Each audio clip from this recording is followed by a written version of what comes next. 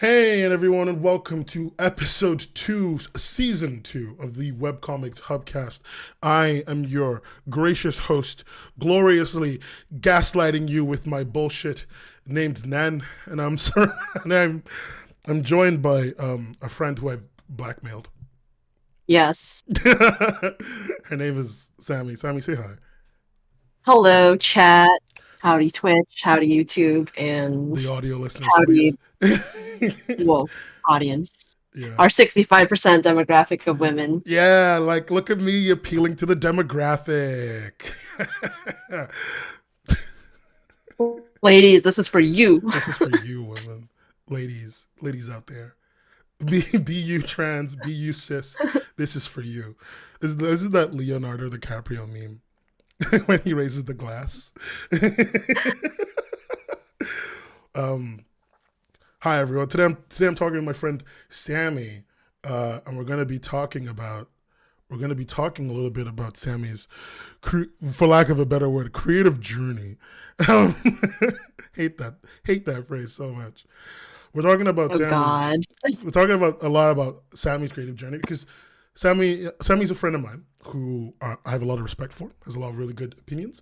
Is very smart, and also has spent a long time being small time. Like you spent a long time creating and like struggling with whatever it is that the platforms themselves have put you through, and it's not always been like your favorite place to be. You know, God, I'm still here. yeah, and it hasn't kicked you out yet. Yeah, and that's like the thing; it hasn't kicked you out. Somehow. Somehow, Somehow have out of not died. sheer like Fight. spite, you're still here. And I felt like that would be a really good perspective for a lot of people who are making content in our current environment and like really getting beat down. Just to have like just to see what to not to know what to think, but just to see someone else's thinking. Maybe you can learn something. Maybe you'll figure that you're right all along. Maybe you'll have an awakening of some kind. All right. Surprise me. Surprise you. Opening. So Sammy, you started making comics in 2017 on Tapas. That is correct. Well, actually, technically, if we go even like more dank than that, I started on DeviantArt. Oh my But god, like, disgusting. yeah, my first comic was on Tapas. Everyone, we love Tapas here at the Webcomics Hubcast. That's not true. I fucking hate them. But we know about Tapas here. Oh, Yeah, you don't know? spicy. You don't know I don't like them?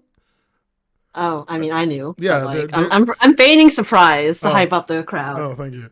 Their CEO is a tech bro, and I have no respect for their company's organization. But I do think that at the end of the day, we have to support them because we have to support the other people there that are making stuff, so it's not harder for them to make stuff. Because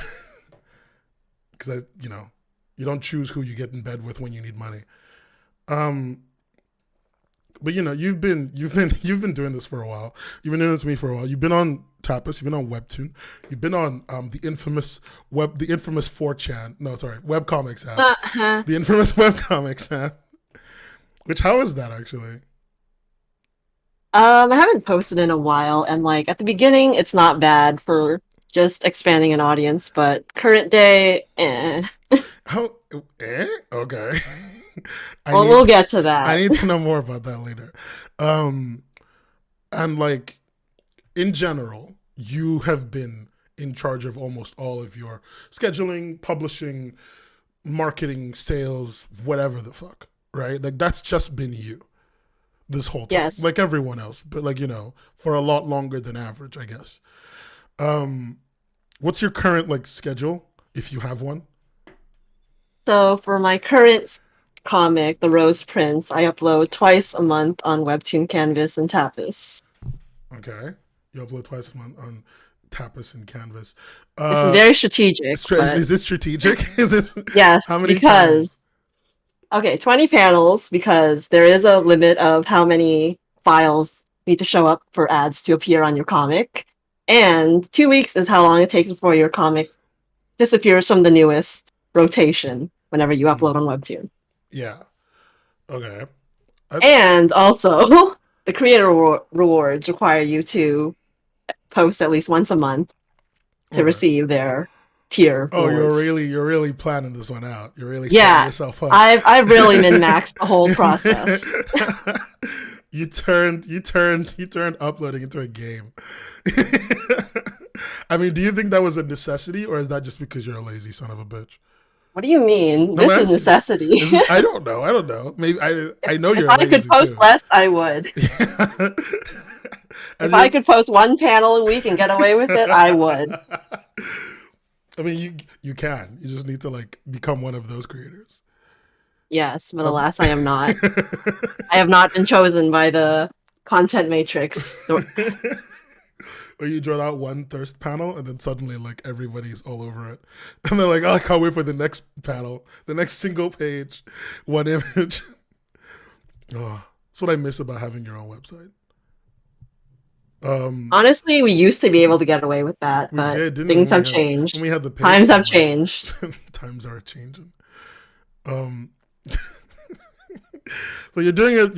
You're min-maxing the system because you have to. Like, I don't know. Is that? I mean, I'm assuming that would kill your passion.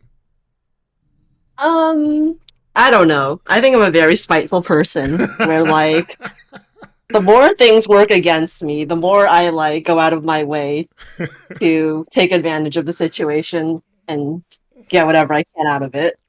I love the fact that your entire creative process is fueled by spite. Yes. Like, obviously, it can be demotivating, but honestly, once you get used to the initial disappointment, you kind of just start brainstorming ways to figure out where you're going from there. Yeah. Like, I guess we're going to get into a bit of a taboo topic among webcomic creators. We're going to talk about money. Oh boy. So I want to take this from here to money. I never understood why comic creators don't talk about money. I mean, does that bother you? It doesn't bother me whatsoever. It's just money. Most of it's public information. It is public information. People just don't want to look. They always just every time I've watched any stream at all, or like read any comics, talked to any creators, like the number one thing I've seen is that if you ask them, hey, how much did you earn this month, or how much are you earning in general, like how are you getting money, how are you marketing yourself to get cash, they'll look at you like, why are you talking about money? It's not all about money. I'm like, it kind of is. I don't know. It kind of is, right? Bruh, this is like the perspective of people that don't have to survive off of this. Look, is this where you get your the analogy that we use for the thumbnail for today's video? Is this where you get your perspective of like you're at the bottom of the Titanic? You're at the bottom of the Titanic shoveling coal.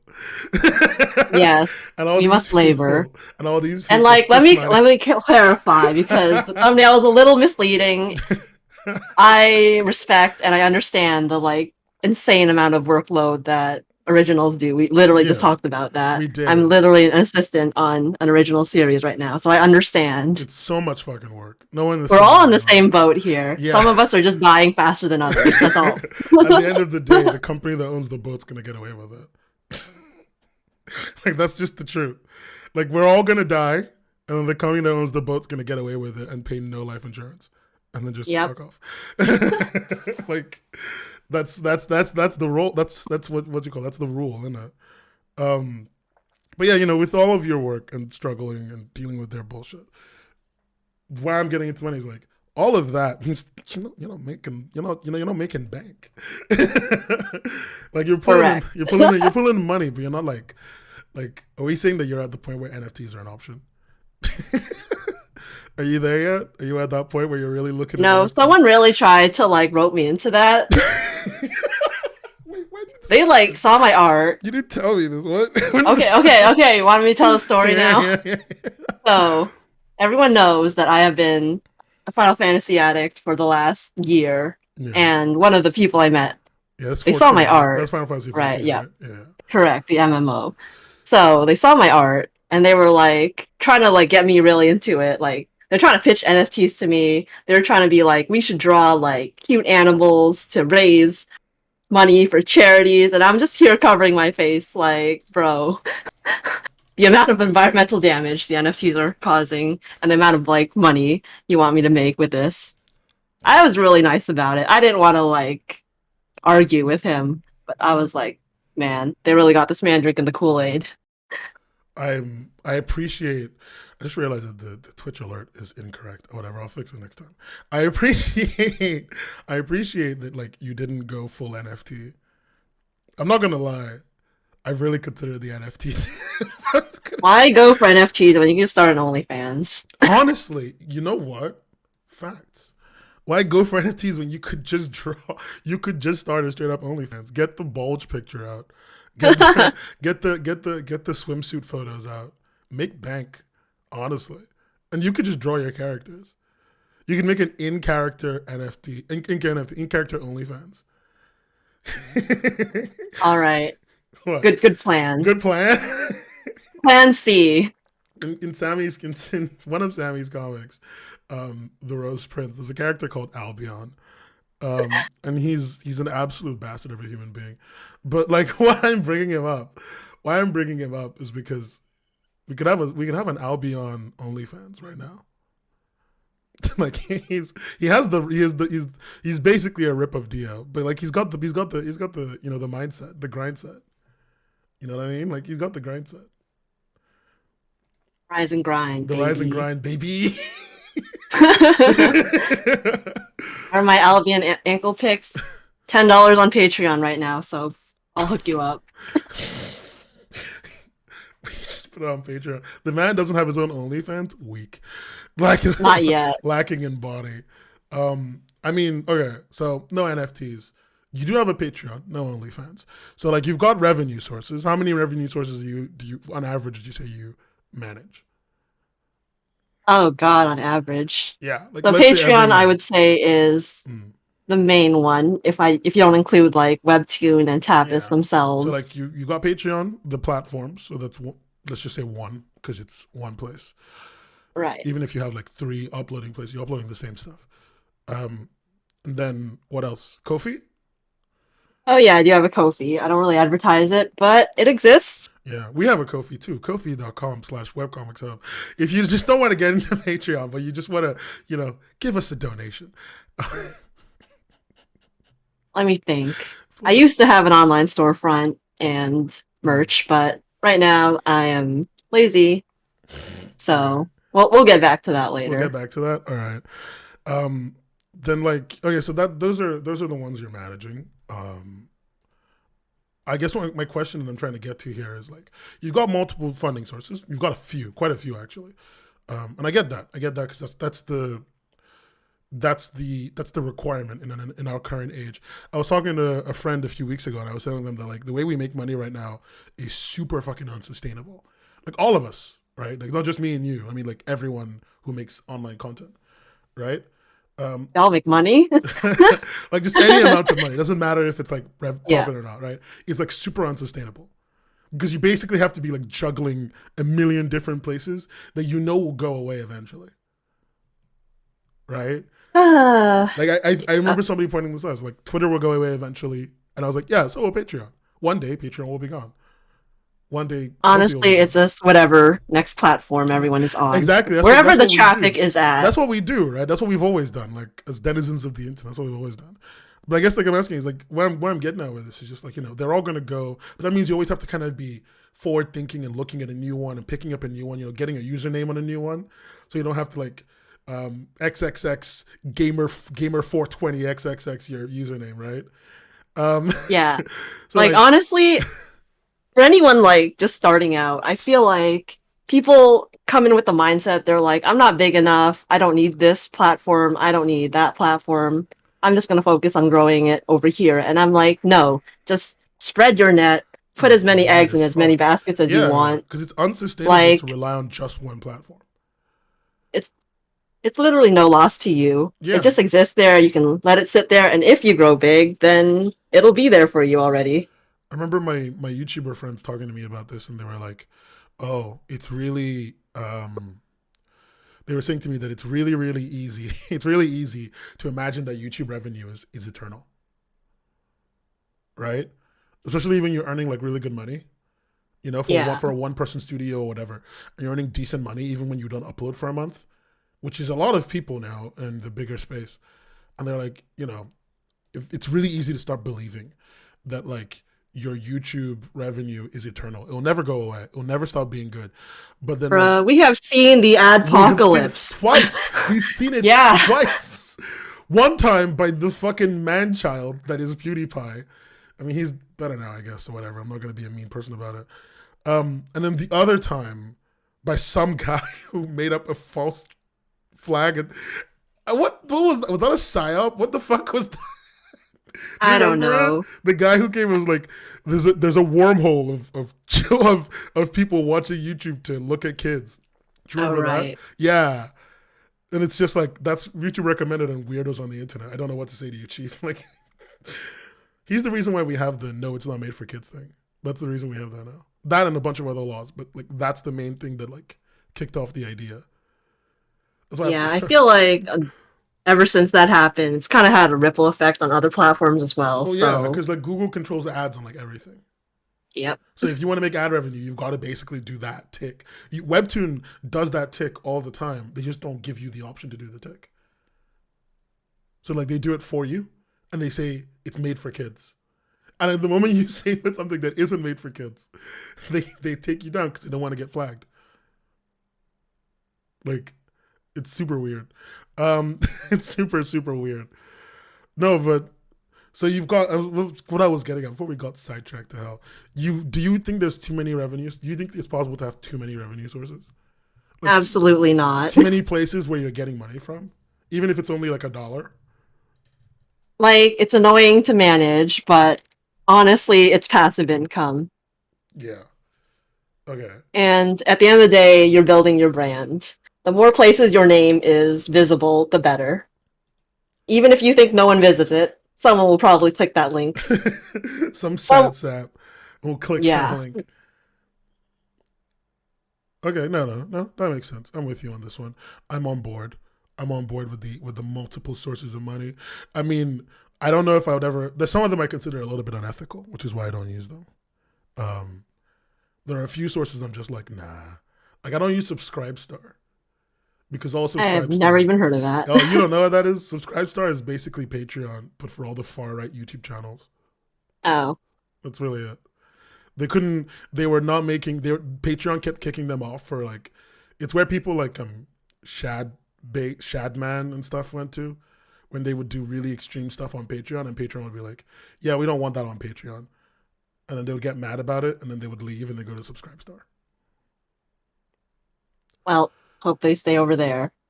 I mean, it looks like they're going to stay there forever. Which we hope, right? We hope. Just leave the platform, and then people bring it up, and they're like, "Oh, it's because Patreon is a little bit like mean or like unfair." And I'm like, I mean, just you could have honestly uploaded this anywhere else. It's just a tier. At the end of the day, you still have to abide with whatever the platform's rules are. Like, it sucks, right? It's annoying, and there's always plenty of double standards and no consistency, but if you're playing a risky game, you should know what your risks are. Yeah, play play dumb competitions, win dumb prizes, right? Play stupid games, win stupid prizes. If you fuck around and if you fuck around, you're gonna find out. I love that. That's actually a really good line. I should put that on a t-shirt. I want to ask for your peers, for the people who are like you, which is nobody. For the people who think they're like what is that? For people who think that they're like you, who have imaginations of dreams of illusions of grandeur and fancy, that they're like you. Should they expect this to be how they run their entire like income revenue life for the foreseeable future? Just if they want to make content on the internet like this, they just got to keep doing this game. I would definitely say mine is a common path that I've seen a lot of other people throughout the years do. I wouldn't say it's the only one, because obviously I have the privilege of just, working on art full time at the moment, but other people obviously don't. So they have to find a work-life balance between how much time I want to put into art and hustling, and maybe just supporting myself with a part-time or a full-time regular normie job, as I call them. I mean, I have a normie job. I don't really like put all my eggs into the online basket. I mean, that reminds me of somebody's pointing out that there's the weird Twitter bot that steals stuff and turns it into a T-shirt. Oh yeah, that phenomenon. I didn't know That that was a was thing. That's new to me. oh, that was a thing where people would like try to take down certain websites that were stealing artists' designs and putting it on t-shirts by like putting copyrighted characters of like Disney things, and then Then Disney writing would the like go after the websites. So that's yeah, that's by a like sending the bot under these tweets of like public domain, I mean not public, copyrighted characters, yeah, that's the such a companies would go classy move. after the bootleg websites and take them down for artists. That's such a classy move. Oh, you'd love to see it. Love to see Vigilante it. justice. Honestly, I am on board. I am on board with society being this way. I don't even care anymore. I'm happy. Bully internet people. Uh, bully people who steal your fucking art, dude. Them and crypto bros. Those are the people you should always bully. Watermark your art, kids. Watermark your art. Too many artists don't watermark their art. We know a few. We personally Calling know them a out few. I'm not gonna say anyone's name because I don't want to shame them on main. They know who because they they are. don't put their own name on it. Yeah, So I mean, they know they not only watermark. When they watermark poorly. It is honestly, if you're posting art, just yeah, watermark it. It's branding. It's always marketing for and you. make sure it's fucking readable and make sure it's big, right? Like that's the whole game. Like, yeah, it might like detract from it, but hey, guess what? Your name is now in the heads of whoever's seen it. Exactly. When it gets Your stolen, name is attached to your art now. Whoa. please, I'm begging you. Someone should clip that last section just now so I can use it later. Your name is not attached to your art. Whoa. Like, Oh, I just sound very dry and sarcastic, but I mean this in the most like supportive and like, I beg you, I, please do these things. They make a difference, whether you believe it or not. um, I am begging you all. okay, so in the middle of since we're talking about like posting your art with watermarks on social media and stuff like that, I guess I'm gonna like kind of divert us into oncoming traffic. Um, you make 4 comics, right? You make 4 comics. You, I I have think made 4 comics. you only actively update 2 right now. If I'm not getting everything wrong, Princess I, Rose Prince no, and that one is Deviant complete. Princess is a Total Deviant is is complete. that So Rose complete? Prince is my main Main one. ongoing Yeah. So comic. you only update Albion, the Albion OnlyFans comic. Um, you only update the Albion OnlyFans comic, and I guess the question I'm trying to bring here is like, you do obviously you do the basic stuff, right? Like you do the tweet with when the upload, right? You do the Right. posting art on the social medias, right? What else do you do? What's your other strategy? Well, I used to Mm. obviously go into Discords, post the self promo stuff, and like I learned very quickly on during my good old days on the Tapas forum that one of the best ways to promote myself was to actually cross promote with other creators. So, what I mean by cross promoting is I'll usually find another comic that is a similar genre or like feel to mine. Like I have a drama romance comic, so obviously there's a lot of other romance comics on Webtoon. I would kind of just put it out there like, hey, I plan to post this week. Who wants to be cross promoted with me? And other people would be like, me. So I'll be like, cool. I'll put the banner of your comic at the end of my episode, and you'll do the same thing for whenever you upload next. And honestly, that was a great way to just meet other creators, share, like, create, like, just find other comics, obviously. And of course, send your readers to their comics and they send their readers to yours. Okay. Although with Webtoon's current like format of no hyperlinks, it was very limited to using the good old search engine. But it was better than God, nothing. that fucking the no linking thing in your own creator description will never not be frustrating. Absolutely It's like tragic. slamming your head into a wall. You know what the correct is. It's just it's what it is. You tell them, make like they were like, okay, we're gonna ban links from the comments. It's like that's good. How about me as the person who owns the comic being able to put a link and pin it? And Webtoon is just like, nah, Like, chief. yeah.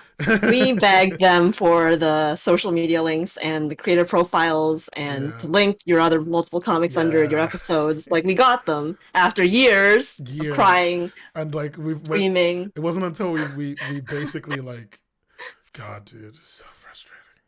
But, like, yeah, promoting with other creators is a great start It's a to good start. anyone that is small. I mean, Find people within your genre or I would find people that you just want to work with. I would say that it's like not ideal all the time. Yes, like, I don't be really annoying. no, Don't just use other people for their clout. Like, but not even, find people you actually like, please. the thing is not even just that. Not even just that. Not even just the clout. Right. Um, even if you like someone, you don't have to work with you don't have to collaborate with them, right? Like here's how do I put this? Okay, here's a really easy one. I like to, I do my videos, I do my streaming and stuff. I don't collaborate with every streamer that I know or every YouTuber that I know because even if I like them and I think that they're cool and I think we can make interesting things together or something that, can cross promote us really nice, I think it's really important to be like a little bit picky. Like I you mean, want, yeah, it's fine. because when I'm like this, it's a weird argument. I'm going to make an argument that maybe you don't agree with. So like hit me with it, right? Um, Sure. if I'm making like these highly edited videos, or if I'm working on this highly detailed comic, and I see someone else's work, and I see someone else's style, and not that it's like simple or anything, it's just like I look at it and I go, not only is this not similar to mine, which is not a problem at all, um, it's even in the realm in which it's operating, it's not good. You know what I mean? Like you can have a really simplistic style that's really good and really interesting and, holds everything together. And then sometimes you can just like not be there yet. I mean, I totally get that. And, Mm. like, I would say I'm a pretty intermediate artist, Yeah. hopefully. Yeah. I would say you're And, intermediate. like, I don't mind promoting smaller comics, obviously. I did that a lot back in the day. But at the end of the day, like, you should know where your level is, which peers are also at your level, who's in your genre, your reader base. You need to Mm. consider all of these when choosing who to promote with as well. Yeah, no, that makes sense. I'm with you. I'm with you. I mean, Like, I wouldn't say discriminate on skill level, but, like, just know your audience. Know, like, your audience reads your comic for a reason yeah. because they like your level of art, writing, whatever. Mm. So you should recommend comics that you would think that they would also like. That's it. I know my audience. It's exclusively people who haven't subscribed yet. 75% of my viewers are not subscribed. I can't do that joke again. I was really gonna go for it as well. I was just like, nah, that's too stupid. But no, I know what you're talking about. I know what you're talking about. Like part of a collaboration is knowing your audience, right? It's like gauging them to be like, hey, when I collaborate with somebody, I want you to trust that I think it's good and that you will like it. And there's nothing worse than every time I collaborate with someone and I send you there and you hate it. You know what I mean? Yep. Because then they'll just stop going. They'll just not go. It's not even You gotta about, trust your they taste. gotta trust your taste. Yeah, right? Whoever you promote will also reflect on you, Yeah, of because if they course. know you have trash taste, they ain't spending money. They're not gonna be looking ever again. Like it's some people, and some of us have some people I know have some real trash taste. Just I love trash. I acknowledge my trash taste, you but even do, some you trash is a little do. too rancid for me. Even some trash is too much trash. I mean, I don't think there's anything wrong with having trash taste in general. It's just, it's making sure it aligns with your audience. I have trash taste. I watch a lot of horrible things because they're terrible. I read a lot of things because they're terrible. You know, Everyone is entitled to enjoy trash. it's true. Um, Salty Krypton saying that I'm targeting them. I'm not targeting you, bro. Like it wasn't even you I was talking about. But all right.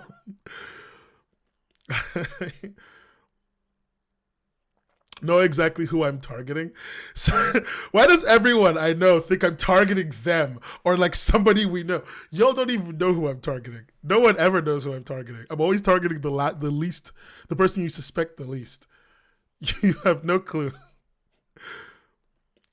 Jesus Christ, Sammy, is this the community I've cultivated? Do you see this? See these people? You see this crap? Like, you come in here, you give them a positive emotional experience, and this is what they say about you in public. Deserved, honestly. What? No! Just defend me. Get him, chat. Oh, I'm targeting the 20% of male viewers that I have. Indeed. The 20 to 30% of my viewers that are male. Trash taste. You read The Boxer? I always knew you didn't know anything that was good. That's a lie. I actually like The Boxer. Like, I can't even say that anymore. Like, maybe a year ago, I didn't like The Boxer, and now I do. So, that's a bad argument. Oh, my God. So, Sam. Contests? Contests. What about them? I've as long as I've known you, I don't think I've ever seen you really participate. False. Like really participated. Participate. I mean, like the fervent participation everyone else does. The like, gotta win this contest or my life is over participation style. Because I'm a realist.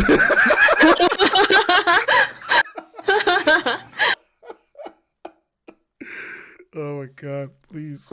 My soul. There's no belief. There's no faith in yourself. There is only. Why are you doing this?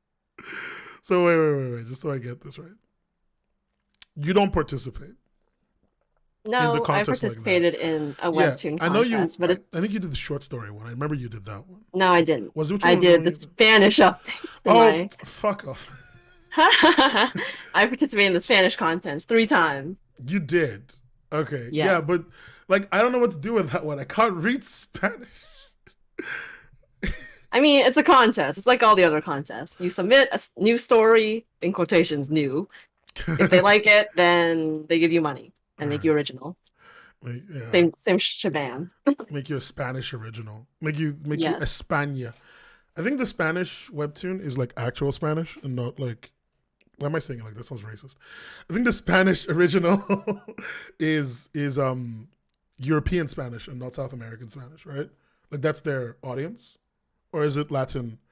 No, their audience is Latin America. Okay, I wasn't sure which one it was. I thought it was European Spanish. My bad. It's not my space. We're going to talk about translations later. That's, you get them a lot more than I do. So, like, you can give me the. You can get me filled. I have dabbled. You have dabbled. You speak one language. I mean, I can speak French poorly. Your French is terrible. Your French is worse than my French. I'm Canadian. What do you expect? I'm British. And I'm a bootleg version of you. I should not know more French than you. Do you know how to respond to greetings? Sure, but anyways, let's move on before I embarrass myself. No, Sammy. No, Sammy. Bonjour. Salut. Ça va? Ça va bien.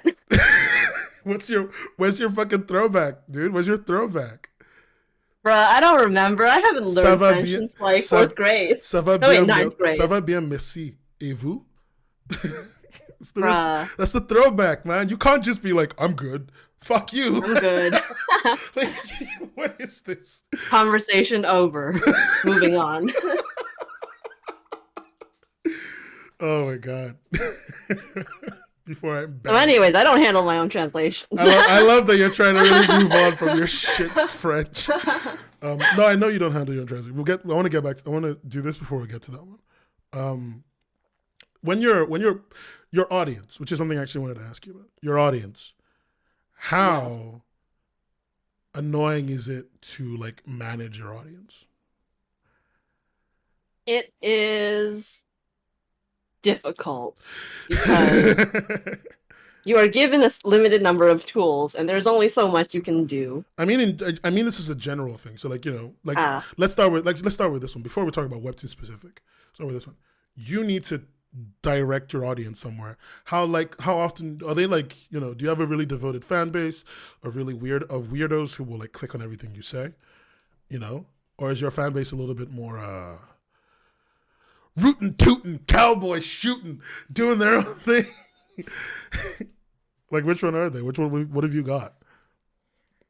I used to say like I would have a pretty good fan base coming from Princess Deviant to the Rose Prince, but I feel like over time it's hard to keep that original fan base because you will grow, you will lose people, new people join the app, etc. So you kind of just have to get used to an ever-changing fan base. Mm. Okay, so like right now, where are you then? I guess since it's changing all the time. Before I was devoted, now you're like where? Like you're kind of devoted. They're kind Like of in the beginning, I would recognize the names of a lot of readers commenting. yeah. And these days, I will see like a new name, couple I recognize, but overall, a lot of people that I used to see will probably not show up anymore. But And that's fine. a lot of new names are just there, and basically you're cultivating a whole new set of devotees. You're like in that Yeah. transitionary period, I guess. And how are they in like how are they in conversion? You know, like when you want them to go here, when you want them to go anywhere, how are they in conversion? Do they go to your Patreon when you tell them to? I don't know. Do you track your links? I don't know if you do any of that stuff. Well, with Webtoon, it's basically impossible to track that stuff. Yeah, I know. But like, I don't know. Do you use? I don't know if you use any like link shorteners and stuff when you give them links to places. Like one of the ones I remember doing a lot when I was still making comics with people was to send them to like our Twitter or something. I would use Bitly. It'd be like bit.ly/ then the comic named in Twitter, which is really easy to remember to write down, right? Just so Yeah. I could see how many people are actually putting that time in and clicking on that and stuff. And I was wondering just like how that affected you. Like, was that easy? Have you been doing that? Do you even track your metrics? Do you know how to track them outside of Webtoon's tools? Well, Exact other questions. platforms, sure. Yeah, yeah. They'll tell me my analytics. They And just tell you, and then Webtoon, you kind of just. like at the end of the day, Webtoon is where my biggest audience numerical wise is. Yeah. Like I have around 50K on Rose Prince right now. I used to have around like 75K on the Princess of Total Deviant, but the conversion from that to like other platforms is scattered, let's Okay. say. Yeah. Okay. All right. I'm with you. It is difficult to move people, and Webtoon makes it obtuse, almost on purpose. I think the new creator profiles are making that a little bit easier now. Yeah, Um, thank God Webtoon has the Patreon button because without that, I don't know if anyone would have like found my Patreon. Because at the end of the day, ease of access is what people will turn people on or off to like even bothering with someone. Like if it's too inconvenient, I'm not gonna bother. And I assume that's like most people. yeah, I'm with you. I see where you're coming from. Most people will not don't want to put that time in, and you can't blame them, right? Like to some extent, Yeah, they're because inundated with you're yeah. like they're inundated with hundreds of hours of shit going on all the time. You know what I mean? Like, They want things brought to their face. They don't want to have to find it. yeah, And I understand that. and like When like other apps are just shoving recommendations to you, you don't need to really look. I'm with you on that one, and I think I think the as I said the creator page panel thing seems to have really worked for you. It seems like you're using it a lot more than I've seen other people use it. You're pretty active. You're like saying stuff to them. You're letting them know what's going on.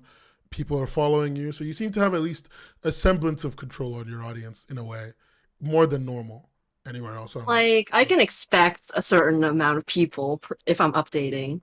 Mm. So yeah, like I will call to action my fan base if I need to. Like, hey, I'm launching my shop, go here. And I can usually expect, yeah, I'll get some sales because people on Webtoon want merch.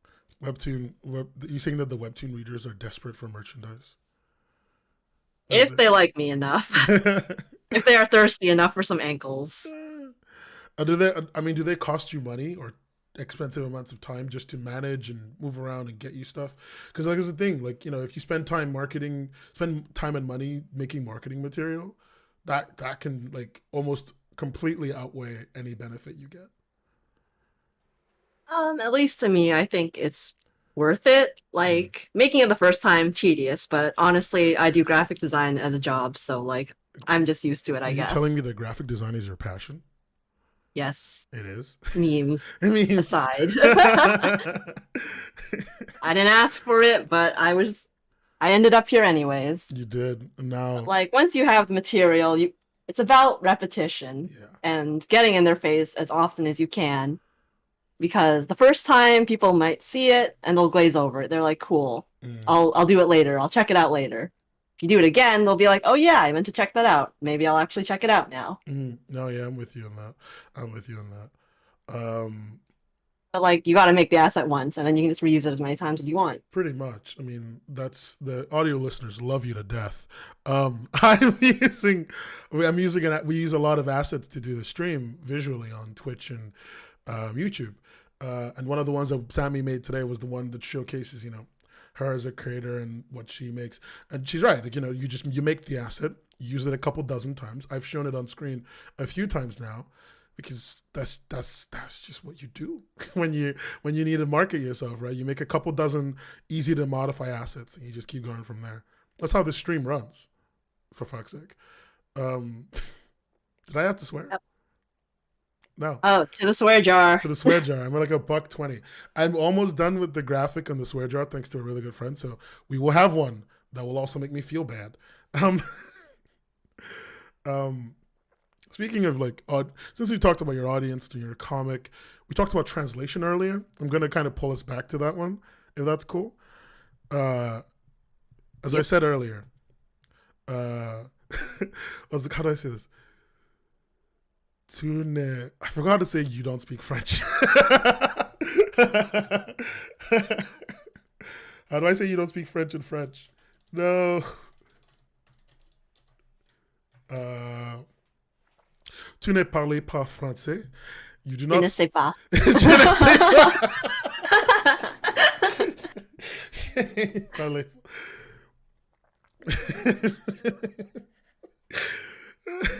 But go on. You don't speak fucking anything but English. You're Yankee Canadian through and through.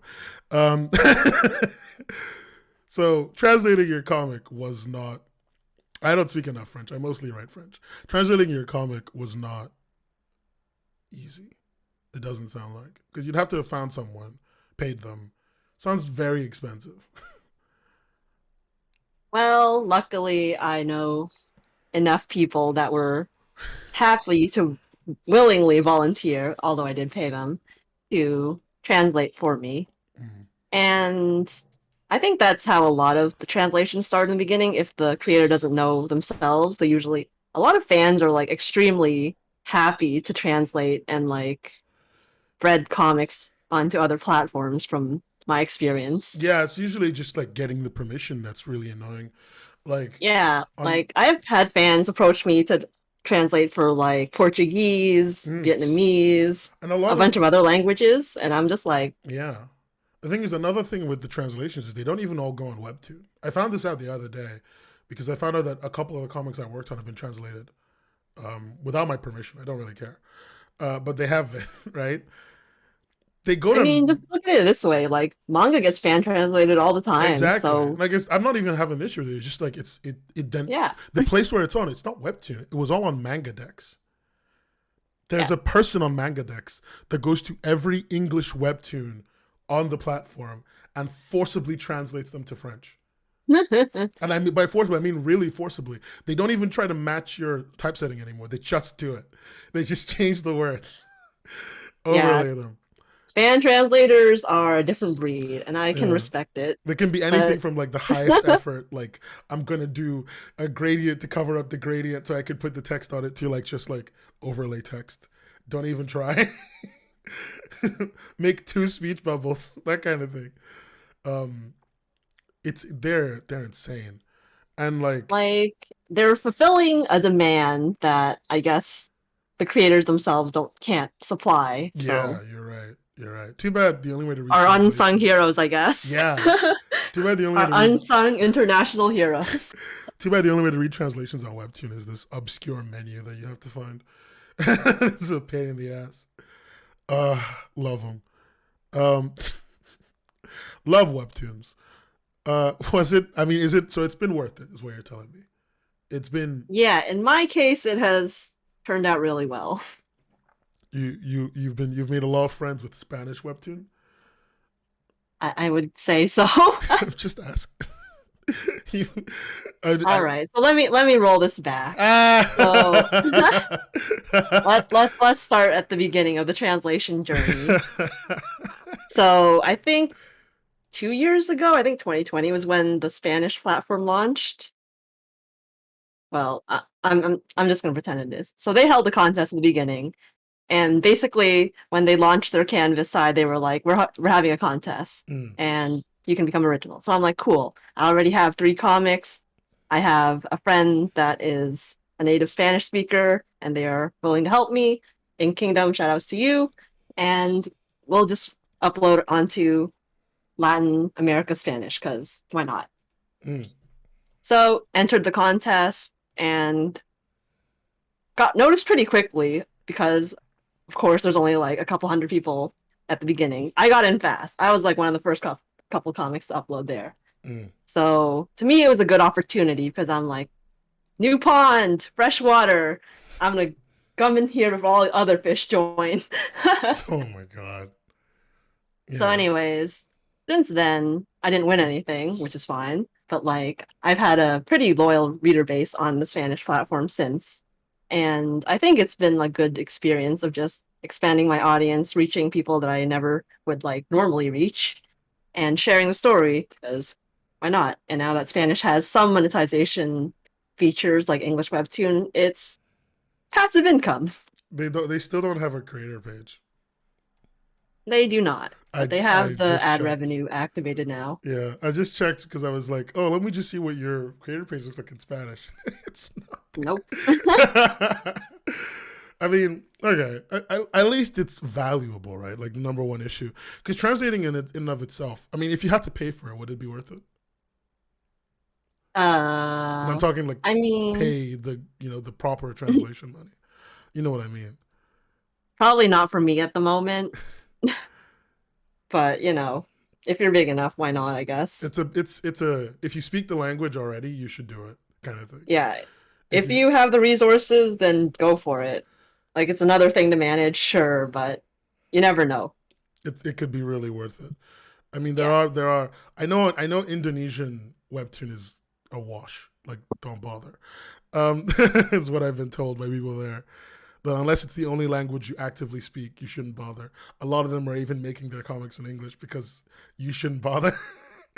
um, Yeah, I think right now the Spanish one is the second biggest next to the English yeah, because I think they share the same team or it office. looks like they do. It looks like it's literally the same Yeah, like I people. think it's still US based, It's just like the people Americans speaking managing it. Spanish. Yeah.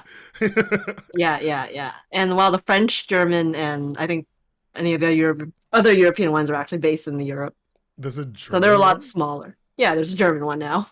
Oh, I Bob looked into it. Boblo would like that. Yeah, but Butler's with us now. He's without. We converted him to an English speaker. We have taken away his ability to speak anything but English. Um, I don't know about the. I know there's Chinese and Japanese webtoon as well. I have no idea how much whether it's worth it or not to go on those platforms. Although I think Japan already has like a pretty robust webcomic space. So I don't think they needed webtoon. Although webtoon is still number one in their country in terms of apps, not in terms of like platforms. So I don't know about that one in general, but I mean, yeah, the other ones are pretty small. Well, not counting the Asian ones, but like the other Western, let's say mm, Western in quotations, platforms are still new, so they're small. But again, I started when the Spanish thing was small, so you never know if when it'll blow up or if it'll blow up. But true, true, true, not true. if you do it, if you already know the language, why not? I mean, I mean, it's a smaller pool, so like was the it a editors are gonna check this? their canvas thing, This and is your you'll big probably brain get noticed plan. faster This is your than if big you brain were plan. posting on English.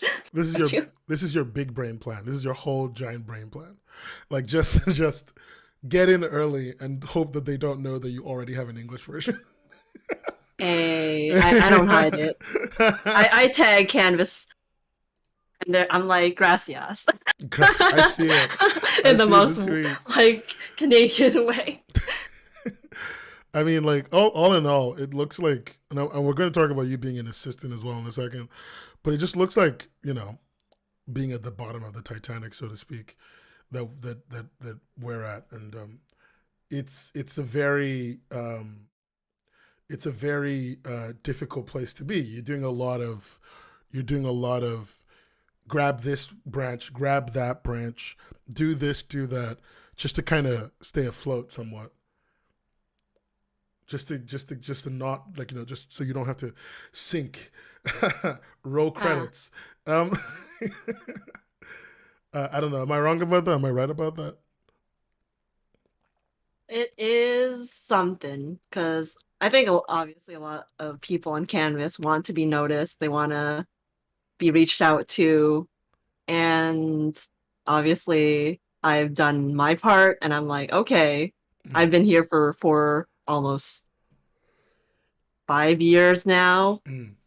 If they haven't noticed me, and like I think I've been noticed. Like I've gotten promotions in pretty much every slot a Canvas person could get a promotion in. Yeah, it's If they true. haven't taken me by now, I doubt they will, and that's fine. I mean, So is that how that works though? Is that how that works? Sometimes they just wait because they're waiting for like the right buzz, right? Like, because like right now their whole thing is action. Because in fact you're working on an action webtoon with what's his face, Big Bobbler. ah, Yeah, with Little Bobbler. They're working on Wildlands. You're an assistant on that. Um, correct. and like, that comic and a lot of comics now are being greenlit just because action, right? Like, just because Yeah, action. Webtoon has their priorities right now, Mm. and that's fine. I understand that I am in like one of the more saturated and popular quotations genres. So I have a lot of other big creators to compete against, and it is very hard to stand out in that genre. Like you may be guaranteed more readers because people will flock to this genre, but you'll also have to obviously compete against everyone else that is in that genre. While the action genre, as far as I can tell, is smaller right now. So editors that focus on it will probably notice the standouts in action really quickly. Yeah, it all seems like there's a really big push to just have any action on the front page.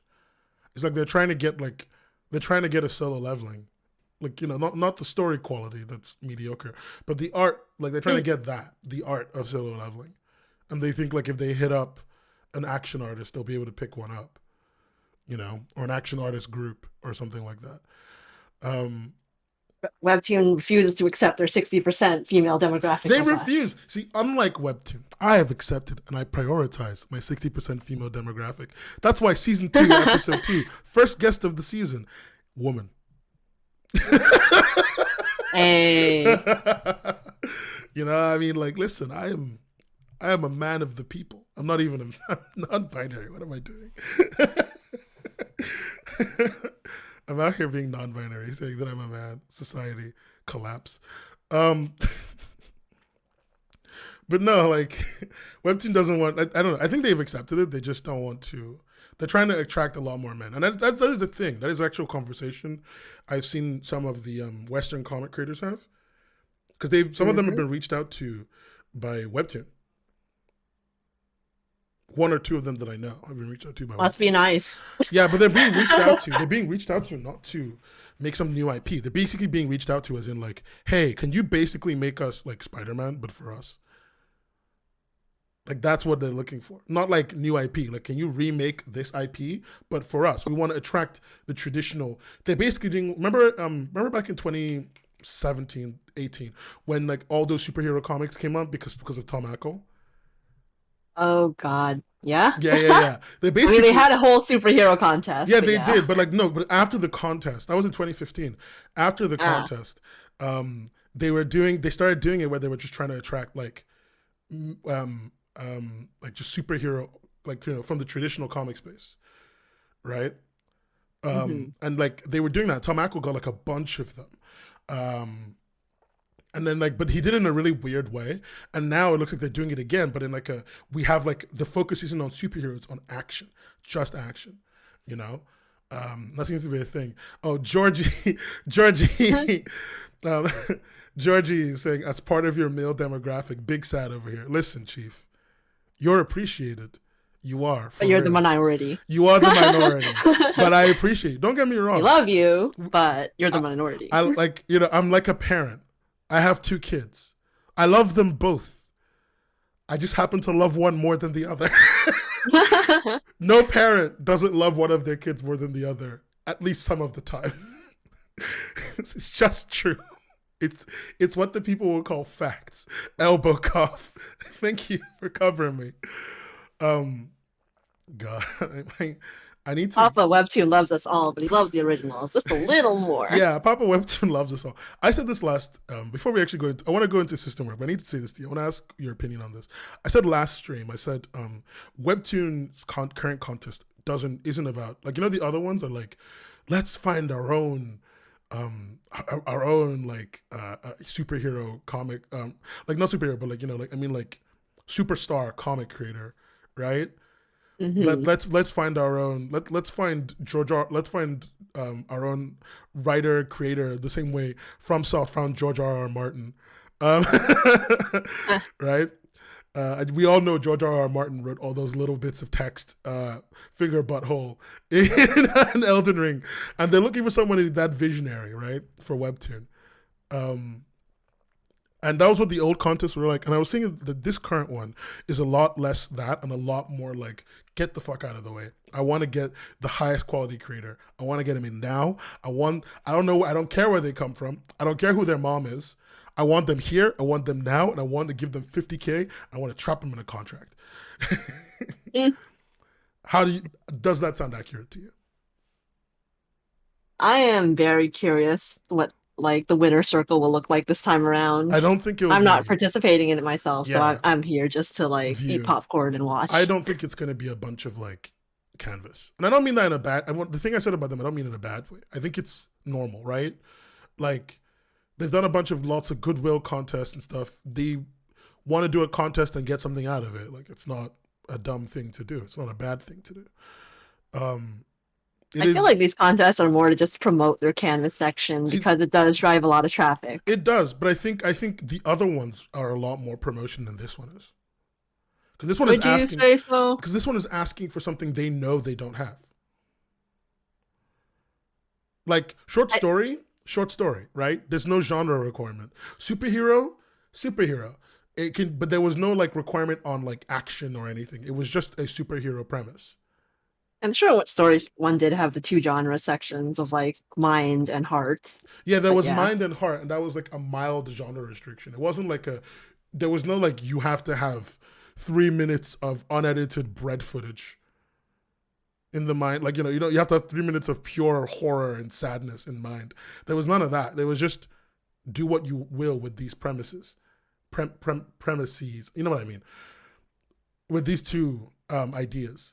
But like this one is like straight up goes, you gotta have action. I want to see some blows. I want to see some movement, at least this much movement. Right? Like, I don't know. It seems a little specific.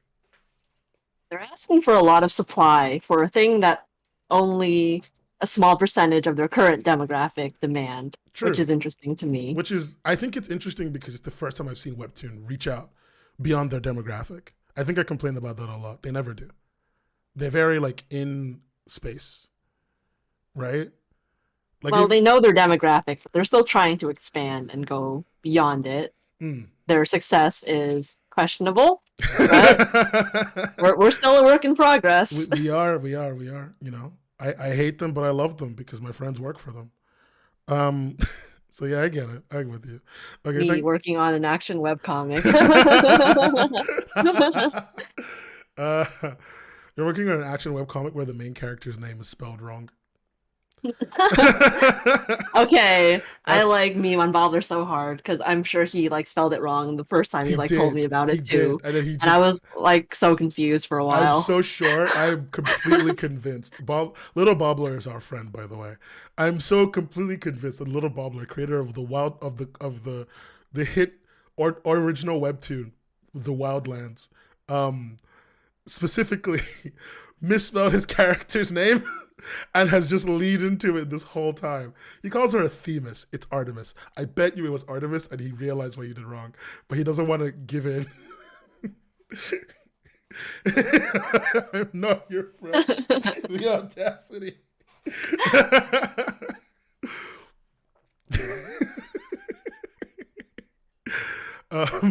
Okay, we've been sidetracked. I need to get back to this.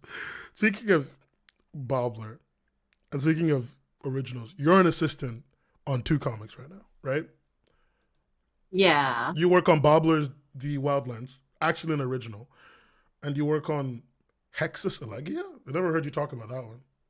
Oh, that is from our friend Zugai Kotsu, who Oh. is hosted on Webcomics app, not Webtoon. I see. So I've done some coloring rendering work for them. That makes sense. That makes sense. So like yeah, so you're an assistant. Okay, so mainly you're an assistant on one webtoon, and then the other one you like Yes. occasionally do stuff on. Yep. So like we've both read Bakuman. That's a strong opening line, right? We've both read Bakuman. Is the assistant Actually, trade? I've totally avoided it because I Have knew it was going you? to give me depression. Oh my god, have you? I avoided Dude, it. I'm like, you I need already know to this reality. you need to read it because the ending is not depressing. I've seen panels and I'm like, that's too real The already. ending is not depressing. You need to read it. We need. Okay, I fine. think if you're an art I creator, don't mind spoilers, so just go ahead and talk about I it. will. Don't worry. But I think if you're a creator of art, there are 2 comics you need to read. No, 3 that you need to read at least some of. Bakuman, Arte, which is a Japanese comic that's been translated to Italian and is only available in Italian, but there's an English translation online, Arte, and Blue Period. No. You gotta read Gekkan Shoujo, Nozaki-kun. No, you don't gotta read Gekkan Shoujo Nozaki-kun. Get the fuck out of here. or Comic Girls. That's where you'll get your comic slice of life. Although you get the good information. I also think you should always watch Gintama. Gintama gives you a lot of really good industry insight into the world of animation, and it's really useful for just understanding other industries in art. Surprisingly, a comedy cartoon teaches me more about the industry than books do. Depressing. Um, but back to the assistant thing. You work as an assistant, right? And as an assistant, the idea in Bakuman and all those things is that like as an assistant you kind of build yourself up to being like becoming a full release kind of gal, right? You start off doing slow assistant work, getting your name out there, getting more popular, refining your skills, and then like you're big time. Is that true anymore? I would say that's still true. Go on. I've looked at other assistants, and honestly, a lot of them are totally like competent, fully amazing artists themselves that just haven't had the opportunity to be reached out to. So And like, it is just create the nepotism train then, like not in yes, a bad way, but yeah. like as an assistant, I would say that like most webtoon assistants, what's asked from us is you basically know how to make your own comic already. You need to know the process. You need to know the stages. And for some of these assistants, I'm like, you basically need to draw half the comic for the person. But anyways, uh, so you think the assistant space is a little bit unfair as well? I think at least my arrangement with Bobbler is Yeah, fine. yeah. I mean, if it wasn't fine, we'd have I, crucified him. So don't worry about that. I can't speak for others, but I'm happy with Bobbler. We're all Memes happy with. aside. We're all happy with him. He's cool. No, I see you. I see you. And like I think it's a necessity and benefit for both parties. Mm. Like original creators, most of them cannot create their comic upon the deadlines Yeah, I by mean, themselves. we said this in the pre-show, And and we say it again. Like yeah, they only pay you for what you give them, and per panel as well, with the 60 panel limit per chapter. So you want to get out as many chapters as you can with 60 panels every month in your production phase. You know, because like that's what yeah. they're paying you for, and if you only get 2 out a month, you could be paid as little as $1,200 to $1,500. If you're getting, but sometimes you can be paid a lot more. It depends on who you are, but typically, the pay is not great. So I guess when it comes down to it, it's like, the pay isn't always great. You've got to like push out these chapters, so you need an assistant. You need you. Every feature creator needs someone like you, and you need someone like them as part of the relationship. As kind of like an into the community, into the space, into meeting the right people. I don't know. Would you say It you need is this work kind experience. It is Just work like any experience. other job, it is work experience on your resume, portfolio. You can say that your name is tied to this published project. Yeah, no, that makes sense. That makes sense. I mean, like, I feel like that creates some really conflicted relationships. I remember working with no, not working with. I remember seeing somebody talk about working with a comedian on a podcast, and like she has no career. That's her only like online thing.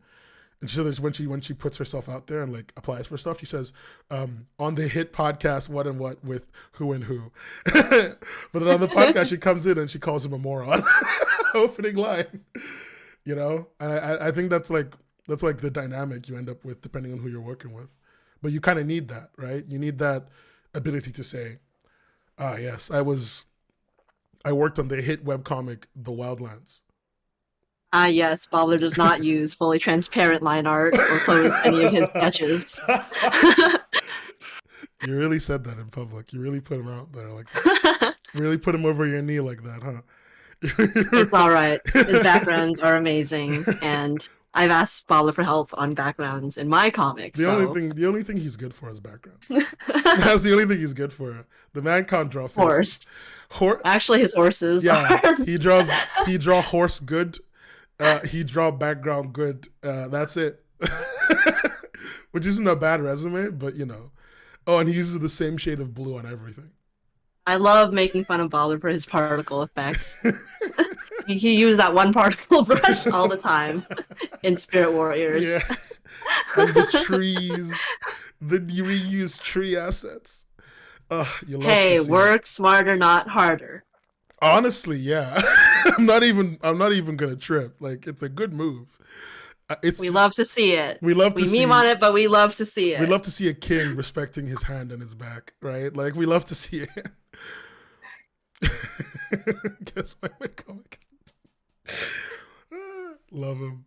No, like, I mean, even with an assistant, yeah, like he still has to make these shortcuts because it's just, and I say shortcuts. These aren't shortcuts. These are good design decisions, reducing your amount of time on unnecessary details, right?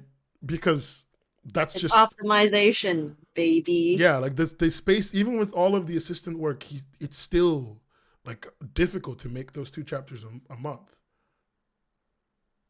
So like you are a necessity in a lot of ways. Like assistants in general are a necessity.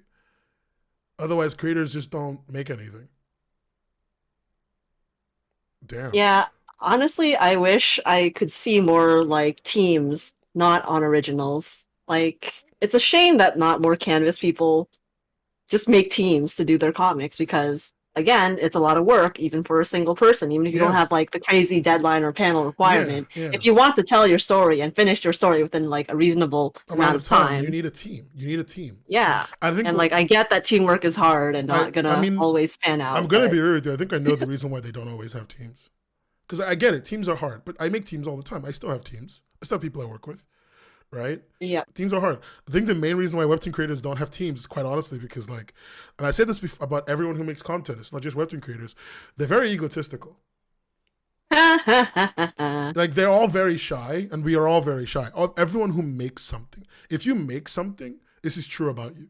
You're very shy, especially at the beginning of your career. You're very, very, very shy, and you're incredibly egotistical.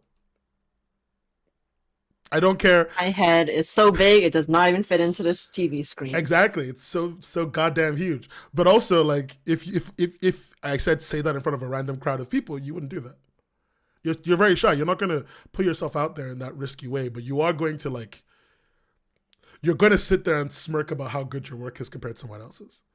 I don't know. You can watch me. I go balls to the walls if I need to. I know.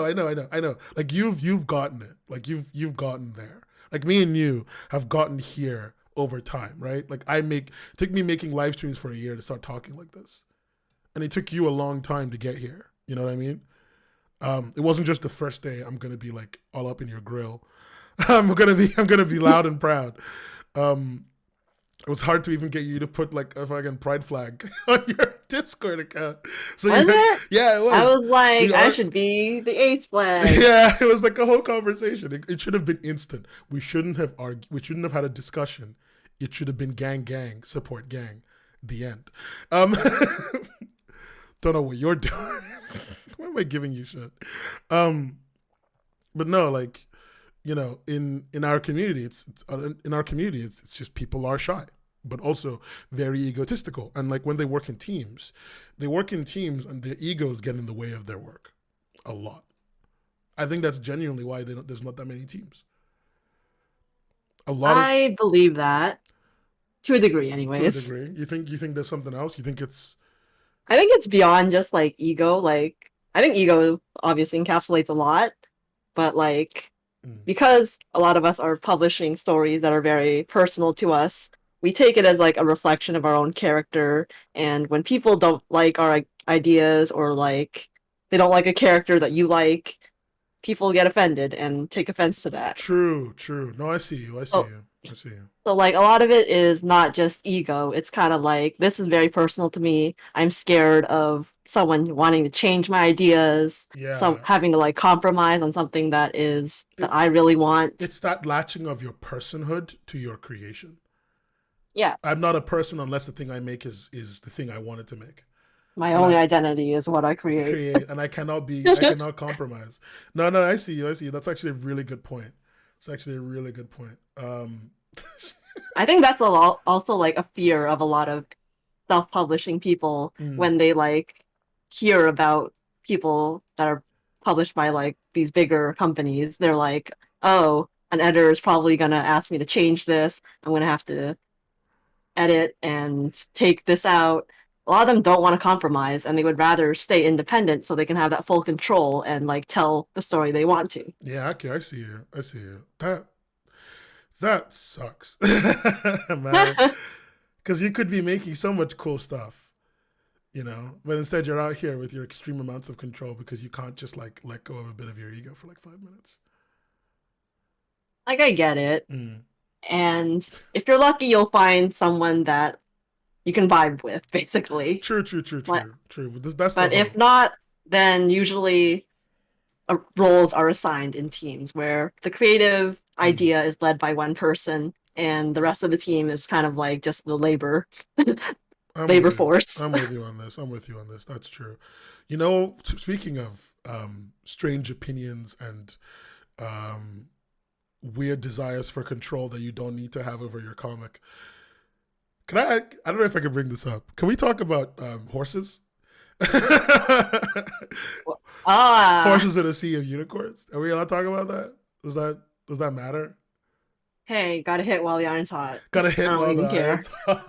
You don't care about the tweet, or you don't care about the person?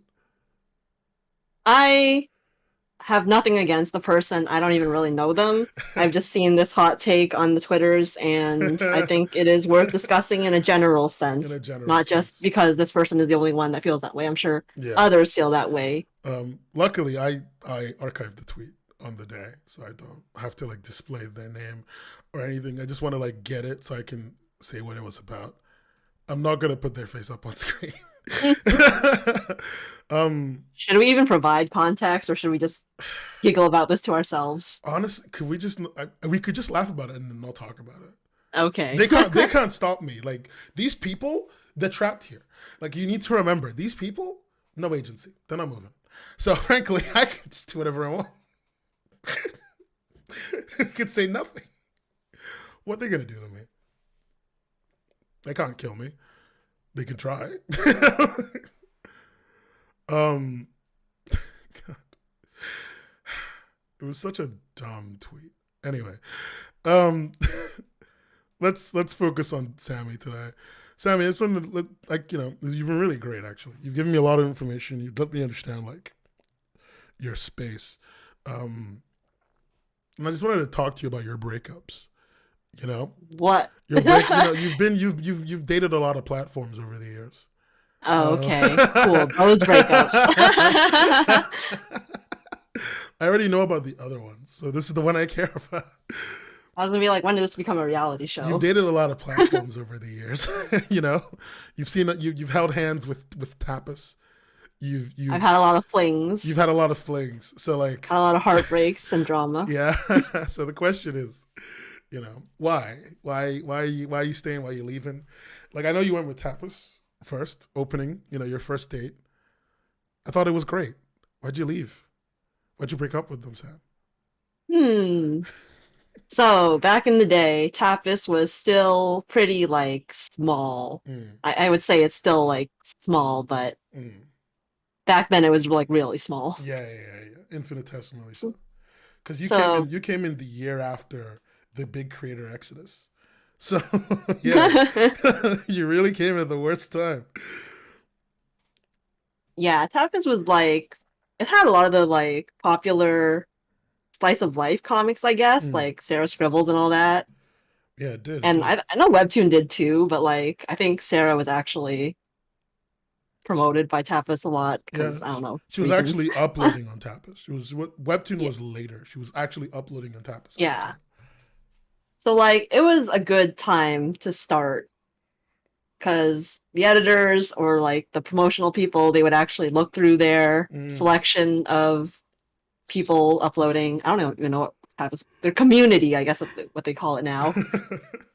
So like I got one of those daily, I don't even remember what they call it, but like they had like a daily notification of just like community comics that they picked every day, and I'm like, cool. So I gained a lot of subs from that. But ever since that, like it kind of just like stagnated. And I think Tapas overall has grown in some ways, but it's like put more focus on its like paid content over its free content. I mean, I wouldn't blame them. Their paid content is really accessible. Yeah, like it's fine.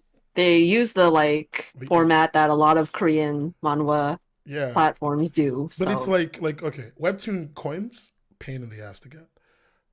Webtoon coins, pain in the ass to even get, let alone use. Tapas Inc., a little bit confusing, but like incredibly affordable, worth my time. Like I've bought comics on Tapas. Same. 100% like, worth it used to be very time. Intuitive. Like Tapas's interface before their app just exploded on me. It's fine. Their app is terrible. It crashes all the time. It's not very good. Nowadays I'm like I had to uninstall it. If the app wasn't so bad, I would probably still be using Tapas a little bit more. Like I really loved. The forums were a little bit questionable, but I really loved I bought things on there. I loved being able to read a lot of what they had because for all the faults of Tapas, and there are many. The sins of Tapas. The sins of Tapas and their tech bro owner, and there are many. There's a lot of good things made by great people on there. And their interface for creators is very easy to use. Like it's shocking to me. It's shocking to me that they have such a nice statistics page, and Webtoon doesn't even barely tells you how many views you get per day. It's dividing by time. That's all you have to. So there's our first like pros and cons. Like I dated Tapas because at the time it was small. It was like the community was pretty supportive and active, and their interface was good. That was it. The audience was fine. Like my comic got pretty decent reach. I wasn't like super tiny, but I wasn't like huge. I was just in the water, toes dipped in. So then I decided to start posting on Canvas, or back then Discover. Yeah, still call it Discover. So obviously the pros of Webtoon were much higher traffic and I guess eventually the ad revenue or the creator rewards back then was actually pretty accessible. Oh yeah, it was Like super accessible. when And I joined, you only needed like 20,000 views to make 1K a month. true, that's actually a thing. And then even when it went up, though, it was like the way they recommended you. I don't know how they did it, but it was just very easy to get recommended. Yeah, because the pool was smaller and there were less spots back then because like we have all those genre spots on the homepage now, but Yeah, back then it was only like the canvas tab would show recommended stuff. yeah, and But there was like like it was just it was different. It was different in a way that fit a smaller community, and now yeah, and they've kept all the same stuff, but the community has gone bigger, which is stupid. Not the way you should do things, but whatever. Um, but yeah, so you went to Webtoon and then what happened? You went to Webtoon and then what happened? so I posted Princess Deviant on Webtoon, and it did surprisingly well for a comic that is page format, which Yeah, is like shocking to me because it's my first comic. It's kind of shitty. It's like my lazy art style. yeah. I'm like, I know full well that like this is not my best work, but it's fun, and people on Webtoon liked it. So I was like, cool. I got promoted by the team at some point, Mm. and it grew to like 75K by the time it was done. Again, shocking, no. Mm-hmm. And like I did get the creator awards back then. I usually got like $100 or $200 a month, which was not bad for a comic that I don't spend that much time on. But since then, starting my new comic, which does require a lot more time and effort, reaching those same numbers and making that same amount of money has been a struggle. Not gonna lie. Yeah. Hashtag struggles. But like this is still in terms of your platforms that you've dated. This is still your best bet. This This is is still still my your sugar daddy. on and off Your boyfriend. on and off boyfriend. What Tapas kind of lost you. Community too small. Very accessible, but just a little bit too small. Um, Webtoon is you keep coming back. But like, what else? Who else have you been with? With Webcomics app, they Oh, did reach out for oh, a non-exclusive relationship, open they relationship. really asked for an open relationship. And what happened? What happened with them? How were they? Actually, they wanted exclusive on Princess Deviant, but I was like, nah, I don't wanna. They tried to like. Okay, all right. And then, so what they were offering you straight up, like, are they good? Like, were they good to be with? Are they nice? So with Webcomics app, you get approached by an editor and they handle all your uploading back then. So Yeah. back then you had to like send your files to this editor every week and they would post it for you. So it's kind of like what the originals do Mm, right now mm, or like back then. But anyways, it was fine in the beginning. Like I didn't love it because I was like I would rather have control over my stuff, but whatever. I don't yeah. have too much investment in this. Yeah.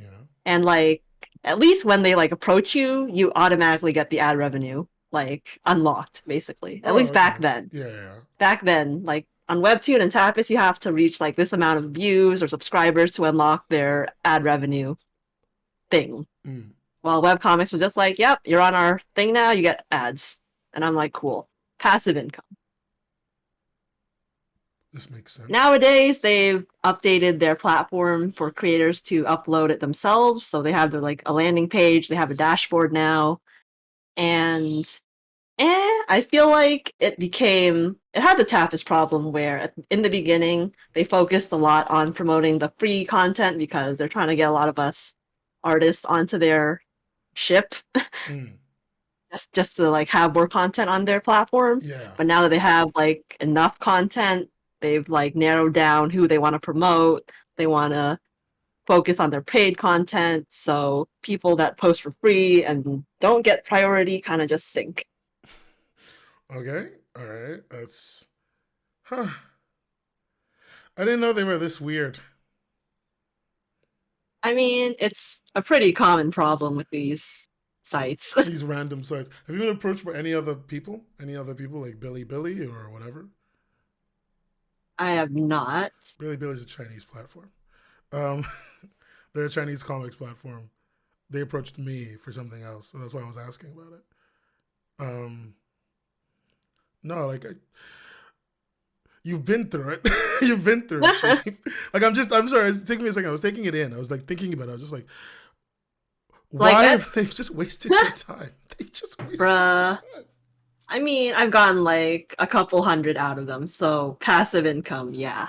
Yeah. But like at my like most busy, I would be uploading like 8 mirrors of my own comic a week Oh Jesus. on like 3 different languages, 3 different platforms, and like more than one comic. So yeah, I would post like 8 mirrors of something a week, and I would be like, this is so much work, but I'll take my exposure bucks, thanks. I mean, now, like living at the bottom of the Titanic is it's hard. It's real hard. It's real hard. It's honest work. It's honest work. It's not much, but it's honest work. I mean, weird question. Do you like it down here? Do I like it down here? Yeah. Do you like the smell of coal in the morning? I'm in a very strange position where, to a lot of people, I'm sure they look at my numbers and my following and they think that I'm doing well. And I'm like, I can't complain. I've had, like, again, every promotion slot a cannabis person could probably have. But, like, again, behind the numbers, the actual, like, output of revenue, the amount of work that I have to put into it every week is probably not worth the time to anyone trying to make a living out of this. Yeah, no, I see. But again, this is why a lot of people tell you can't just succeed off of like hard work. A lot. I know. A lot of it is also luck, timing, and just putting yourself out there constantly. Because like if you hit the same stride that you hit with what do you call it, with the Princess of the Total Deviant, you'd probably be in a very different position now. Then I'm assuming. Maybe. Like, my goal for Rose Prince was to eventually hit 70K again. I'd be happy if I could get those numbers. And I'm slowly climbing there. But it's not as growth easy as it was. Yeah. Because, again, there's a lot more comics now, which is a good thing because more traffic, more readers. In general, Webtoons is growing. Yeah. But, again, it does make it hard to stand out, and you just need to constantly push yourself. The thing is, I was thinking something that a lot of creators say, which I dislike. I think I dislike this, which is oh boy, I know what you're gonna say, but go on. That Webtoon is saturated. Saturated. You know how much I hate that phrase. You know how much I hate it too. Yeah, I know, because it's wrong. It's wrong. It is objectively incorrect. It is an objectively incorrect statement, because the problem the statement Webtoon is oversaturated is that it puts the onus, the problem, as to be too many people are uploading. It doesn't acknowledge the problem is the company managing the many people uploading is managing it poorly. Like a really good example of this is I always use this when I'm talking about content on the internet, and it's YouTube, because YouTube knows everything. YouTube has gone through everything. If you want to know how your new platform is going to do, just look at YouTube. If you have user generated content, just look at YouTube. And it's like YouTube had to do this growth thing when they went from like a couple thousand hours a week of uploads, of time of uploads, to like tens of thousands to hundreds of thousands. And like they had to switch up their whole algorithm and recommendation system and stuff to make it super curated and appropriate and make sure you can actually reach people. And then you like see Webtoon. We're still using the same recommendation system that we had before. From like 7 years ago or something. Jesus. Like maybe they've changed the code under the hood. I don't believe them if they have, but let's pretend they have. It's not the way it's recommending the tiny little, the tiny images, the lack of like a robust system of seeing that stuff is not working. Like they have like, okay, so let's say you go onto YouTube, you go onto Twitter, whatever, Instagram. You can infinitely scroll down their homepage, and it will continuously recommend content to you. Yeah. You scroll down Webtoon, you're done looking at it after 2 seconds. You're gonna see the same 25 comics for that entire 2 weeks. There is one recommendation spot on Webtoon that literally says recommended. And I'm not going to lie, I was trying to prove that it didn't exist because I just didn't see it, because it's you open the app, you see the series that you're subscribed to, you see the new Webtoon originals in their new like taller plate format. and then you see recommendations for your chat for your thing, and you can easily scroll past that. And you could easily scroll past that. And like the thing is, it's not even that the Canvas creators aren't, the Canvas interns or the people working in Canvas aren't doing their job, right? They're doing their job, They're but doing the their job spots well. are limited. The spots are limited, and the platform is trying to make humans do a job that an AI is supposed to be doing. Yeah, basically. Like they are hand curating their picks, which is fine for a small platform. Yeah. But like it cannot be sustainable It's for not. this many comics. Like hand curation is like, you know the banner? You know when you guys open the app and there's a banner, right? That's what hand curation is for. Hand curation is for the banner. The banner is hand curated. That makes total sense. But readers are so volatile and like unpredictable that you cannot continuously do everything by hand curating. At some point, you need an AI. Webtoon is held together by blue tack and a paperclip. Thing is, I've seen their code. It's good. Like Webtoons is well designed. Like, you know, if you showed me the website and you said, who made this? I'd be like, someone who's very competent. They create them, and I think Sammy's going to agree with me on this one. They make themselves the way they do because they want extreme amounts of control over their platform. They want all the control because they want to control all the flow of revenue to exclusively go to their guys and the people they want, which is normal, but not sustainable at least in the English speaking market. Yeah, like we obviously know that they are going to push their originals, but even now among the originals, there are so many originals going out and being published like every week that hand curating does not even work for that anymore. Yeah, like before it would be an originals came up and they would get like 100,000 views first day. I have seen 2 come out. I'm not even going to mention the 2. First week, 20K max. First week, they got the banner spot both for 2 days. First week, 20K max. And I'm not even trying to rip on them. It's because like, that sucks. Like, yeah, things are more competitive, but they're not saturated. We are nowhere near the saturation point. If anyone ever tells me Webtoon is saturated ever again, I will find where you live. I will be in your walls. You will whisper bad French. I will whisper bad French into Omelette du fromage. Omelette du fromage. What other bad French? Oh no, I only know bad Spanish. Donde está la biblioteca?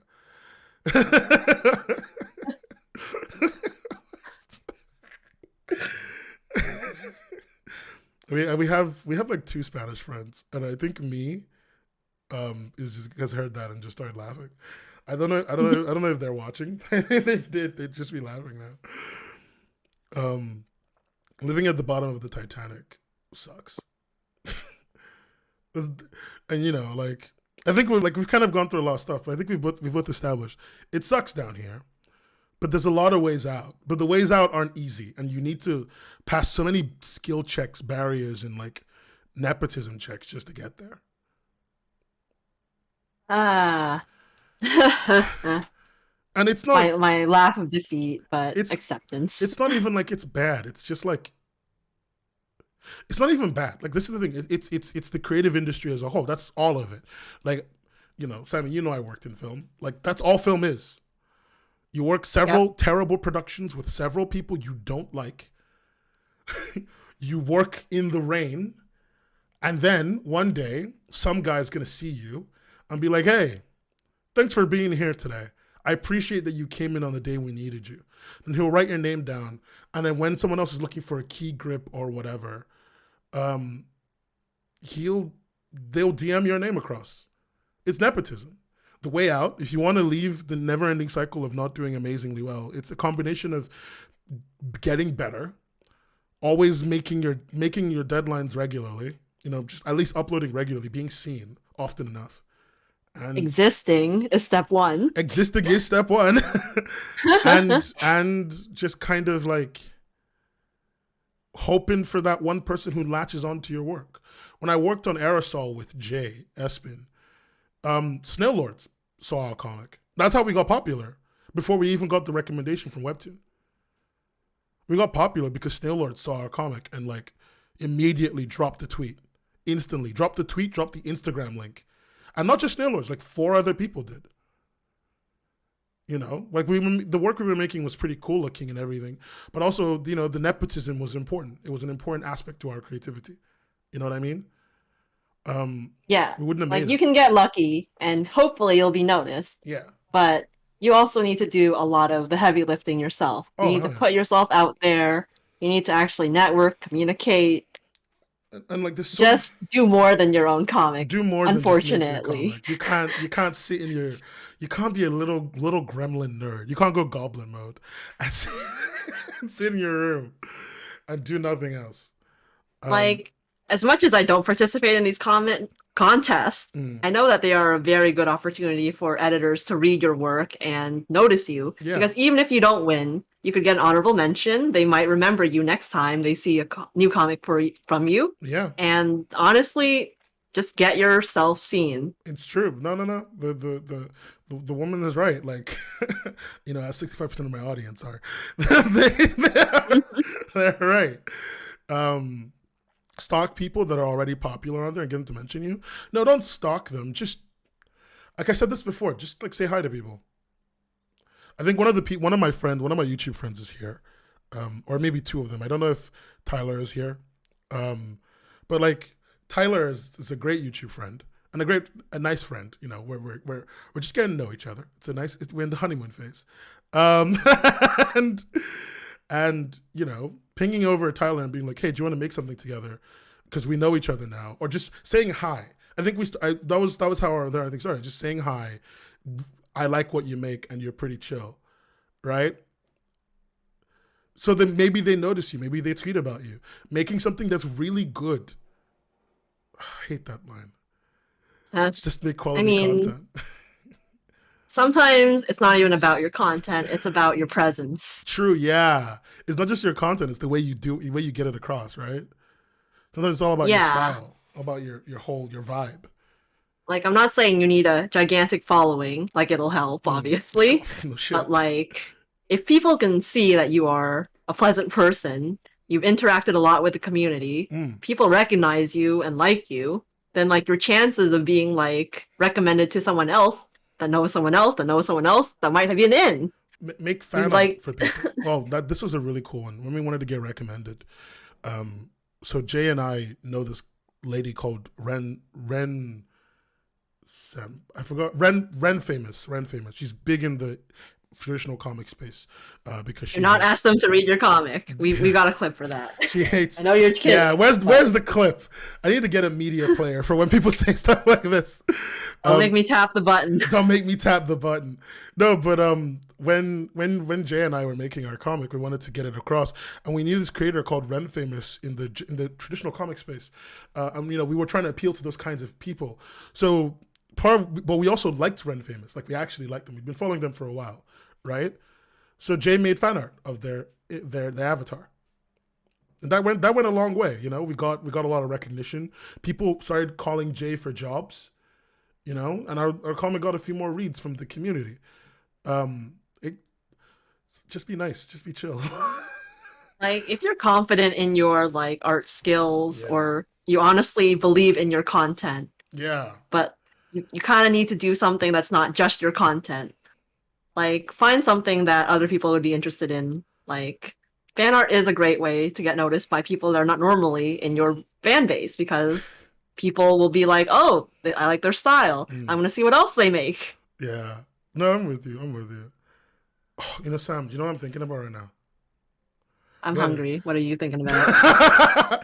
We were having a conversation just before the stream started that I don't know what we're going to have here, but I figure I might as well, you know, we might as well incur a red flag from our referee. We're here already. A lot of the problems that we have with Webtoon that make it really difficult for people like you and me to make stuff, right? And to keep knowing how to like promote yourself and knowing what promotions are valuable and all that stuff. A lot of that is because the platform that we rely on the most sucks balls. We do not have many options. The dating pool is still very tiny. The dating pool is small. We live in bumfuck Mississippi. You know, and there are 5 guys to date here, and all their names are Greg. It's just what it is. And no, one's called Jebediah. And, and like before that, let me answer this question. I wanted to draw some of my favorite comics like in the background, but more in a fan art kind of way. Fan art doesn't need permission. Fan art's a transformative piece of work. It's calling back, but it's transformative in and of itself. Just don't put it on like your front page or something. Like, yeah, just don't say you own the character. Don't say you or own IP. it. Make it just very say it's obvious fan art. it's fan art. Just credit the creator. Yeah, but fan art doesn't typically need permission. It's transformative enough. As long as you're not selling it, and you're not putting it forward as if you own it, then yeah.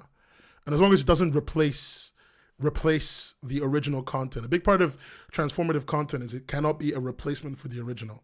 So as long as you're not doing it to replace the original, so like putting it in the background of your comic isn't replacing the original, you're pretty good.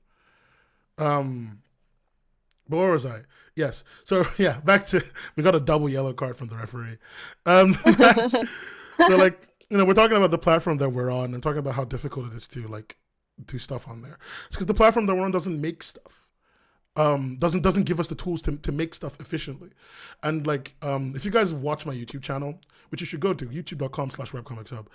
I'm getting better at this, aren't I? There's a video I made called Problems of Creating on Webtoon Canvas. The name of the file is The Bomb. And The Bomb was made not just by me, it was made by me and a couple of my friends. But a really key person in front of making it was Sammy. We worked really hard on that. I should have like screenshotted that tweet of the original bomb. We should have screenshotted the original bomb. It was so useful. But because Sammy and I talk about this stuff all the time, pretty much. And we're talking about being at the bottom of the Titanic. We're talking about how difficult it is for a small creator to make it anywhere. It's a sink or swim situation. And it's like a big part of that is because there's only, as we said, there's only like 5 guys to date in the whole town. And one of the guys is the only one who doesn't eat glue.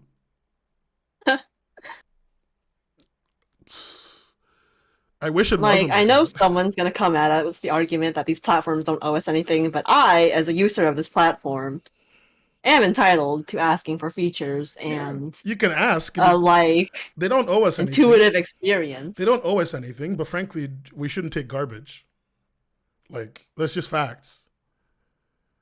And like, we know you sniff glue, Bobbler. You don't need to tell chat. And the thing is, like, it can change, right? We know it can change. We've changed it before. When Tammy and I put out the bomb, it was a matter of weeks before anything started changing. And that's in the part because originals creators used the excuse of other creators complaining to shout louder in the background. But also in the foreground, we were all shouting very loudly at the same time, right? That's really valuable. That's something you can't just like get anywhere, right? It happens on other platforms. Like we've seen it on YouTube, we've seen it on Twitch. Like feedback from your creator base will eventually I will never get forget to them. But the thing is, the most powerful feedback they'll ever get is from their big creators. I will never forget to this day the day YouTube comments got moderation back. Because so if you didn't know this, YouTube used to have moderation up until 2012, 2013, 2014. And then they took it away. They took all the tools away because they were updating the comment section and they removed the way you could leave video comments. You used to be able to leave video comments on YouTube. It was so cool. But they took that all away. And part of it, they removed the moderation tools. And then one day, PewDiePie on a video just straight up went, I wish there were moderation tools again. It's so dumb that we don't have moderation tools. I shit you not, 2 weeks. 2 weeks and everything was installed. Everything. Choosing your moderator, deleting comments, everything that everything that you could have moderators do for a really big channel. Right? 2 weeks, all installed. And like, it's because like small creators complain. We all complained. Everyone complains. And we can complain. If we complain in a big enough group, it has a meaning. But the one that's the most frustrating is when the big creators don't complain in a public way. Like, complaining in the background has no value because nobody knows you've complained. They can't be held accountable for something you said that we didn't see. Right? I think that's a reasonable way to talk about it. The unfortunate truth is if you are yelling to like your own circle, the public will not see, your readers will not see, people will not know that there is a problem. But It'll be something that only us behind the scenes will know. But if you yell, like, and this is like a thing, like we were saying it, like the bigger like a lot of the problems we talked about today aren't solved by bigger creators just coming out and yelling, right? I mean, there's a few of them that could be, and one of the ones some of the ones that could be solved are stuff to do with platforms and the way they treat everyone and the resources they give us to make decisions. Some of the other ones that could be solved are how we get paid when we're doing assistant work, right? Like that's a really big one. Like we talk, like, you know, we know this. Every assistant position I've ever seen out there is give me your rates. I hate that so much. It's so dumb. It's so dumb. I'm getting a little sidetracked. Just talking about like the problems and what could change. And I don't know. I don't know how you feel about that, but getting told to give me your rates sucks to me. It's dumb. Bruh, I hate that. I just always think of that one meme where it's like a cowboy is like, give me your raise, and like, give me your budget on the other side. Yeah, like it's like a constant like showdown. I wish they would just like say, I have a budget of $850. That's my top I'm willing to spend. I'm not gonna spend more than this, and I want to spend less than this. You know what I mean? Like, let me know what your price is. Let me price myself accordingly, right? Like, I get that a lot of it is probably under NDA because Webtoon is very picky about their NDA. Frankly, but at the same time, I feel like I'm gonna say a lot of this should just be like general information of good practices. I'm gonna say it as a creator. It's your NDA isn't stopping you from telling people how much you can pay them, ever. And even if your NDA is stopping you, I'm going to be real with you. They've already signed you and they need you to keep making content for the foreseeable future. They're not going to kick you off because you send number on Twitter. Stupid bitch. They need you for that content slot. They need you for that content slot. They're not going to kick you off because you said a number on Twitter. At most, they will give you an angry DM. Maybe. You need an assistant. You need to tell people your budget. Like, please, I'm begging you. The yellow cards are coming in. I got octuple yellow carded, dude. We should probably wrap up then. Wrap up. I got octuple yellow carded. Oh, this is my favorite comment. They go after us. Look at this great comment. Are you ready for it? If there are any artists in here, I have a really good story that we can pitch to Webtoon. Clearly, I will collect 80% of the revenue, but you will get most of the exposure since it's your art. Please DM me for details. I hate this man. I'm going to ban him from chat. Okay, let's just... Oh my God, so dumb. There's so much to unpack, and I don't want to unpack it right now. There's so much to unpack, and frankly, I want to leave that suitcase at the bottom of the river. So let's let that go. Oh, Lord, Sam, this has been really good. Learning a lot from you, stuff I already knew as well. Yes, but you're feigning your ignorance. It's been good to teach my viewers about you. It's been great to teach my viewers about you. My struggle tweets. Your struggle tweets. Actually, I don't struggle tweet. You don't. That's true. If you did, I would have already put a tweet of yours to the Twitter account. You know I would have. Straight up. I love my 60% female demographic. I love my 60% female demographic. I love them a lot. No, thank you. I love my LGBTQ plus demographic. Yeah, I in no way consider myself a horse among unicorns. I don't think of my LGBTQ. You know, I love my LGBTQ plus demographic. You are definitely my target audience, 100%. And in no way am I considering you not my target audience. I instead aiming for the cis white women. It's just not that tweet. They don't even know what we're talking about. They either do or they don't, but I don't think they do. I don't think they do. You either do or you don't. Oh, that tweet is so dumb. That tweet thread was something else. I have to like subtweet it because I don't want to put it up here because I don't want this lady to go on blast. Because she sucks, but she doesn't suck that much. No, she does, but I don't. I don't want it on my conscience. Is my point. I don't want it on my conscience. We're making something positive out of it. It's fine. Yeah. We're showing our appreciation to whoever supports us, because as much as we all bitch and moan, at the end of the day, we do appreciate all the supporters. Hell yeah. The last episode of the podcast got more viewers than any podcast has ever gotten in one release. And I don't think it's going to happen again, but like, fuck me. I love you guys. God, you're the best. Genuinely the best. We would not be here without you. The bomb would not have skyrocketed the way it did. Okay, all right. Oh my God. Okay. Thank you, everyone. You sound out of breath. I am out of breath because I'm just like, my brain has been like, I don't think you understand. My brain goes through a process of like thinking of a joke. I'm using so much brain power, it exhausts the hell out of me. Like, I think of a joke and then go, I can't say my joke because I'm going to get yellow carded. I'm pretty bromosexual. Oh, Jesus.